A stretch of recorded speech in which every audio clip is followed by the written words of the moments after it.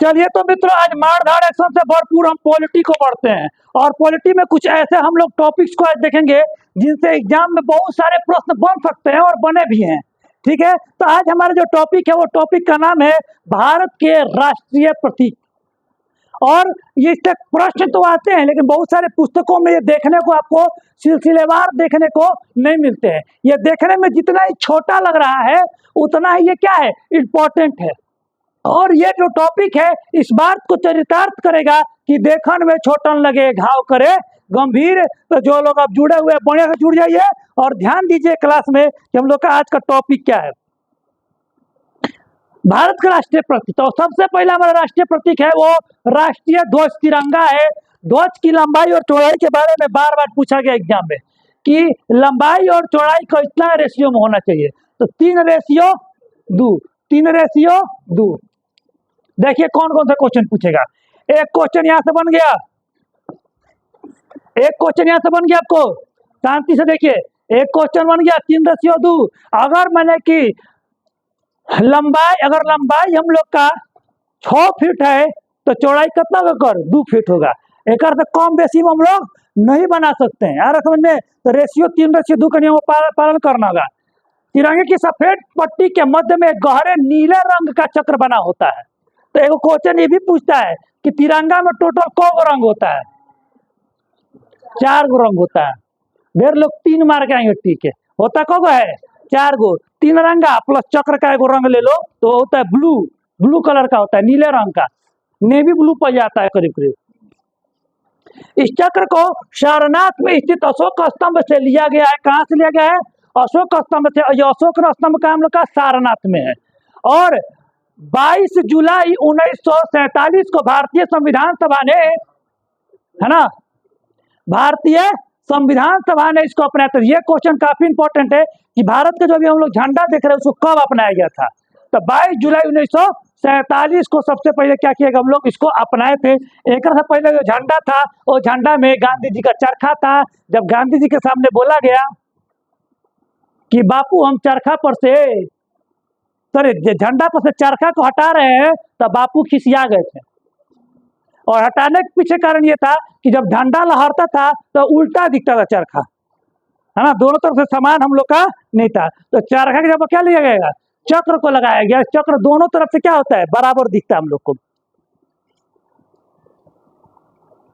तो अब हम लोग देखते हैं ध्वज के बारे में। एक मिनट दीजिए, हम कुछ ध्वज के इतिहास को आपको दिखाते हैं हम। चलिए भारतीय झंडे के इतिहास का सफर देखते हैं। ये काफी, देखिए आपको ये देखने को नहीं मिलेगा, तो आप हम लोग देखें कि भारतीय झंडे को अपनाया कब गया था। 22 जुलाई 1947 को अपनाया गया था। ठीक है, सबसे पहले से जो झंडा था आपका इस तरह था, ऊपर में कमल, बीच में वंदे मातरम, फिर चांद और सूर्य। 1906 में ऐसा था हम लोग का झंडा। 1907 में फिर वंदे मातरम आया, सूरज हेने आया, चांद हेने आ गया, ऊपर भगवा हो गया। ठीक है, फिर यहाँ पर तारा लग गया, कमल का फूल गायब हो गया। अगर अभी कमल का फूल लगा तो बीजेपी वाला का है, कमल का फूल था। उसके बाद 1917 में जो झंडा बना है वो लग रहा है कि इंग्लैंड का झंडा का नकल है, लग रहा है ना, इंग्लैंड के झंडा का यूनियन जैक उसको बोलते हैं। देखिए उसी का क्या है, नकल लग रहा है, लग रहा है ना। ये काफी बेकार था। एक बाद गांधी जी का 1921 तक क्या होता है, भारतीय राजनीति में क्या हो रहा है, काफी बढ़त मिल चुकी थी। गांधी जी को क्या मिल चुकी थी, काफी बढ़त मिल चुकी थी। चले, तो गांधी क्या मिल चुकी थी, इसमें बढ़त मिल चुकी थी। आगे बढ़े इसमें हम लोग। एक बाद तो गांधी जी का देखो लोगो वाला दिख रहा है, चरखा है ऐसे, है ना, गांधी। अब चरखा जो है 1931 से लेकर के चरखा जो सिंबल था, है ना, 1946-43 तक रहता है।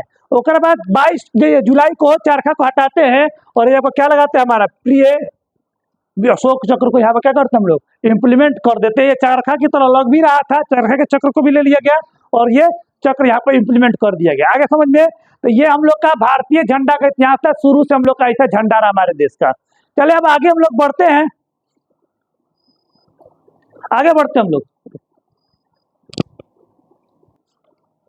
तो चलिए इसमें देखते हैं हम लोग आगे में कि राष्ट्रगान के बारे में।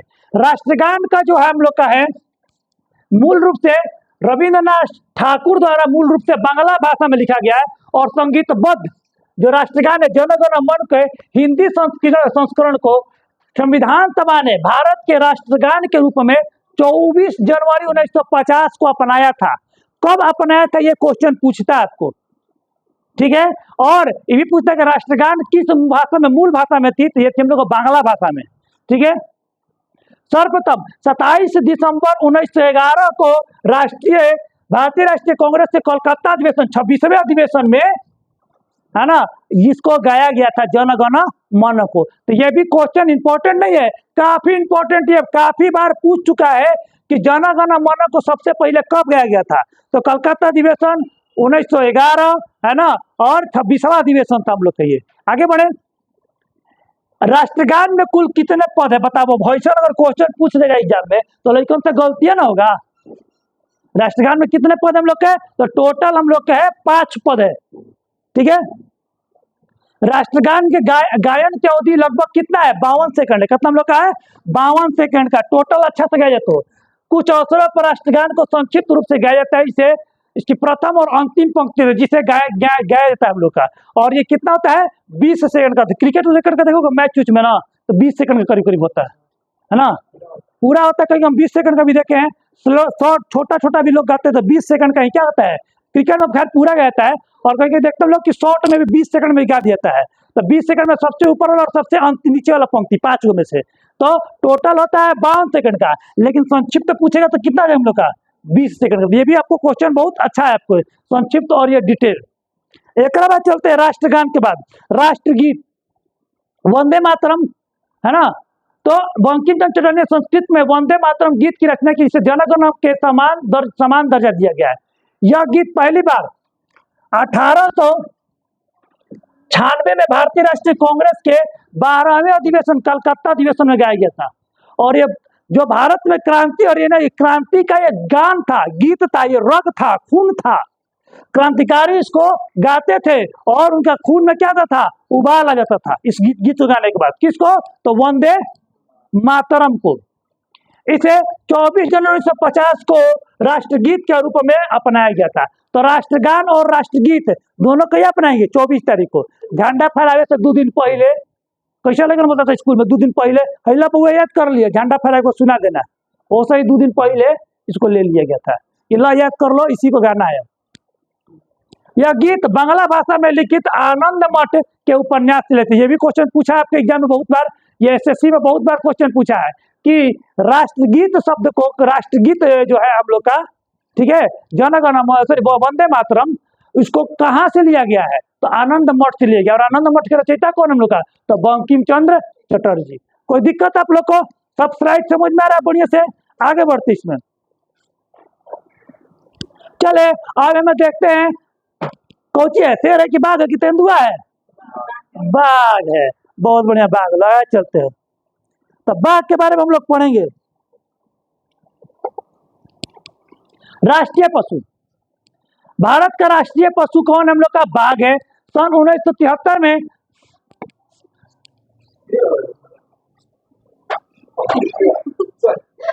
बंगाल टाइगर को राष्ट्रीय पशु रूप घोषित करने के साथ ही भारत में बाघों को बचाने के लिए प्रोजेक्ट टाइगर शुरू किया गया। लेकिन इससे पहले राष्ट्रीय पशु कौन था, शेर था। पहले कौन था, शेर था, लेकिन बाद में कौन आ गया, बाघ। कोची, हाँ, पैंथेरा टाइग्रिस इसका साइंटिफिक नेम है। जैसे कहता मैं मैंगोस फेरेंडिका आप लोग पढ़ते हैं, राइना टिग्रिना मेढक का पढ़ते हैं इसी तरह, है ना। और आइजा सटाइबा हम लोग पढ़े हैं, और इस तरह एक और नाम है, तो याद करने इसका पूछता है, इसका नाम पूछता है आप लोग को, है ना। है आपको याद रहेगा आपको, कोई दिक्कत, ये समझिए। तो पहले क्या था, शेर लिखे, लेकिन बाघ को कब अपनाया गया, 1973 में। हर चीज आपको पढ़ने को नहीं मिलेगा, बहुत खोज किसको हम लिखे है ना, शेर था। आगे बढ़े। राष्ट्रीय पंचांग कौन है, भारतीय राष्ट्रीय पंचांग या भारत का राष्ट्रीय कैलेंडर को सरकारी सिविल कैलेंडर कहते हैं इसको। ये शक संवत पर है। ये क्वेश्चन बहुत बार पूछा है कि भारत का राष्ट्रीय कैलेंडर किस संवत पर आधारित है, तो बस इसमें यही हाईलाइट कीजिएगा, शक संवत पे। कब एक अपनाया गया था, 22 मार्च 1947 को अपनाया गया था। 22 मार्च 1957 को अपनाया गया था, ठीक है, शक संवत को। पहला महीना कौन होता है हम लोग का? चैत्र होता है, और 365 दिन का दिन होता है हम लोग का। और इसमें क्या होता है, 22 मार्च या 21 मार्च को ये इसका पहला साल पड़ता है। ठीक है, अगला जो हम लोग का राष्ट्रीय वृक्ष देख रहे हैं, चल राष्ट्रीय वृक्ष का नाम क्या हम लोग का? बरगद। राष्ट्रीय वृक्ष का नाम क्या हम लोग का? बरगद। ठीक है, और बरगद का साइंटिफिक नेम लिखे हुए हैं, याद कर लीजिएगा। भारत के राष्ट्रीय वृक्ष के रूप में इसे अपनाया गया है, बरगद को। राष्ट्रीय फल कौन सा हम लोग का? नेशनल फ्रूट आम है ना, मैंगी फेरा इंडिका आम है राष्ट्रीय फल भारत का। और भारत की राष्ट्रीय नदी कौन सी हम लोग की? तो गंगा नदी है। कौन सी हम लोग की? गंगा नदी है। शायद हमको लगता है 2009 में इसे भारतीय राष्ट्रीय नदी का, या साथ में देख लीजिएगा आप लोग कि इसको राष्ट्रीय नदी क्या किया गया है? दर्जा दिया गया है। समझ ना, गंगा नदी को। ये टोटल कितनी लंबी है? ये घाट बनता है 25 किलोमीटर, 2525 किलोमीटर लंबी। ठीक है, आगे बढ़ते हैं। राष्ट्रीय चिन्ह सब इसको पहचानते होंगे। राष्ट्रीय चिन्ह हम लोग का, भारत का राष्ट्रीय चिन्ह सारनाथ स्थित अशोक स्तंभ के से की अनुकृति है। ये कहां से लिया गया है? अशोक स्तंभ से लिया गया है। सिंह साहस निर्भीकता, सिंह साहस और निर्भीकता का प्रतीक है। पट्टी में धर्म चक्र है जिसमें 24 को तिल्ली है ना, 24 को तिल्ली है। और ये 24 घंटा का प्रतीक करता है। लेकिन क्वेश्चन इस समय पूछता है, कौन क्वेश्चन का पूछेगा? देखो, चक्र के दाईं ओर एक सांड है। दाईं ओर क्या है हम लोग का? ये जो हम लोग का सांड है। और जो कृषि प्रधान अर्थव्यवस्था को प्रतीक करता है। और बाईं ओर एक घोड़ा है। देखिए, घोड़ा नजर आ रहा है आपको? घोड़ा है जो अदम्य शक्ति और परिश्रम और गतिशीलता का प्रतीक है। फलक के नीचे मंडूकोपनिषद के में, मंडूकोपनिषद से क्या सूत्र वाक्य सत्यमेव जयते लिया गया है देवनागरी में। तो बोलता है बहुत बार कि सत्यमेव जयते को कहाँ से लिया गया है? तो मंडूकोपनिषद। ये भी क्वेश्चन बहुत बार आप लोग को सेट में देखने को मिला होगा, खासकर कांस्टेबल और रेलवे ग्रुप डी सब में बहुत बार पूछा है रेलवे में। ठीक है, और भारत सरकार ने राष्ट्रीय चिन्ह के रूप में 26 जनवरी 1950 को अपनाया था। आया गया, समझ में आ गया? तो गड़बड़ क्या कराता है कि सारनाथ स्तंभ में इसमें से कौन सा पशु नहीं है? तो शेर तो है हम लोग का। ठीक है, शेर तो है, सांड है, घोड़ा है, एक और कौन दे देगा आपको? गाय दे देगा। तो ढेर लोग क्या करेंगे? मार कर जाएंगे गाय को। तो गाय इसमें नहीं है।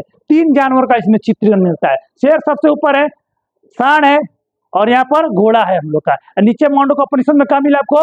मंडूकोपनिषद सत्यमेव जयते आपको देखने को मिलता है। उसके बाद राष्ट्रीय पक्षी और राष्ट्रीय हम लोग का पुष्प।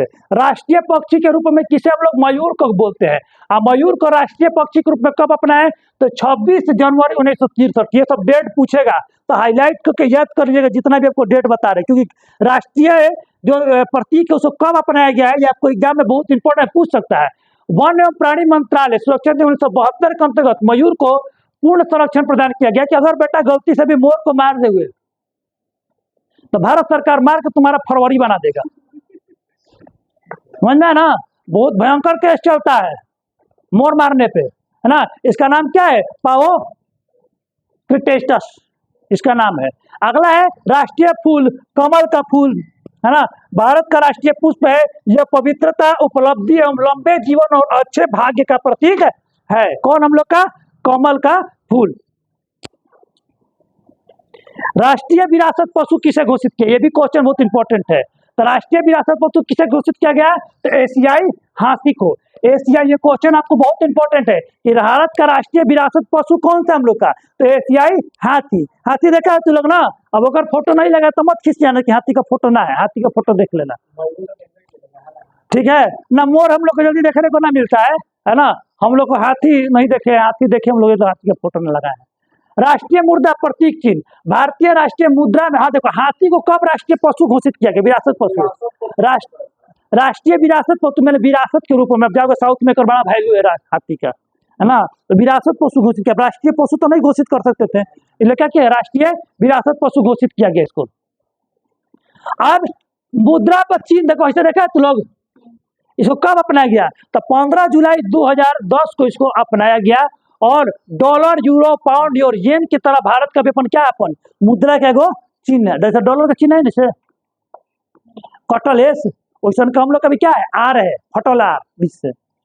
है ना।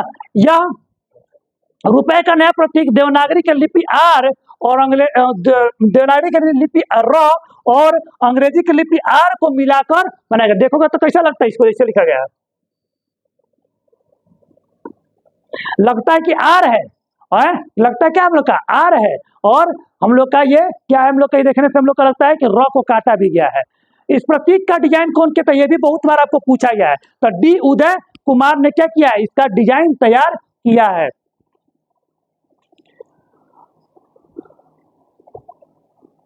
उसके बाद चलते हैं डॉल्फिन के बारे में। देखिए ऐसी होती है डॉल्फिन, भारत का राष्ट्रीय जलीय जीव है ना।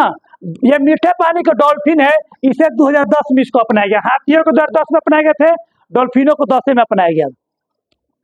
ये भारत के पर्यावरण और वन मंत्रालय ने राष्ट्रीय एक्वाटिक पशु के रूप में, मैंने ठीक है, राष्ट्रीय जलीय जीव के रूप में गंगा डॉल्फिन को अपनाया है और भारत का राष्ट्रीय जलीय जीव उसको घोषित किया है। और डॉल्फिन क्या होती है, बहुत प्यारी होती है, हिंसक नहीं होती, जल्दी किसी पर हमला ये नहीं करती है, थोड़ी सी बड़ी मछली होती है डॉल्फिन हम लोग की। और डॉल्फिन को मार के खरीबो नहीं करता है कोनो मुछिया, अगर गलती से पकड़ा गया बाबू डॉल्फिन मारते हुए तो सरकार फिर से पकड़ेगी, फिर से मार के फरवरी बनाएगी। तो मछुआरों को पूरा इंस्ट्रक्शन रहता है कि अगर डॉल्फिन पकड़ा गई गंगा जी में, जो मछली मारता है सीधे डाल दो उसको फिर से गंगा जी में, नहीं मारना उसको। इस प्रकार हम लोग का आज ये क्लास कंप्लीट होता है। आशा करता आप लोग काफी मजा आया होगा और राष्ट्रीय प्रतीक जो आप लोग को पूरा कंप्लीट करा दिए, इससे कोई भी चीज हम लोग का फंसने वाला और छूटने वाला नहीं है। धन्यवाद। पुनः हम आगे बढ़ते हैं और फिर से हम आगे मिलेंगे।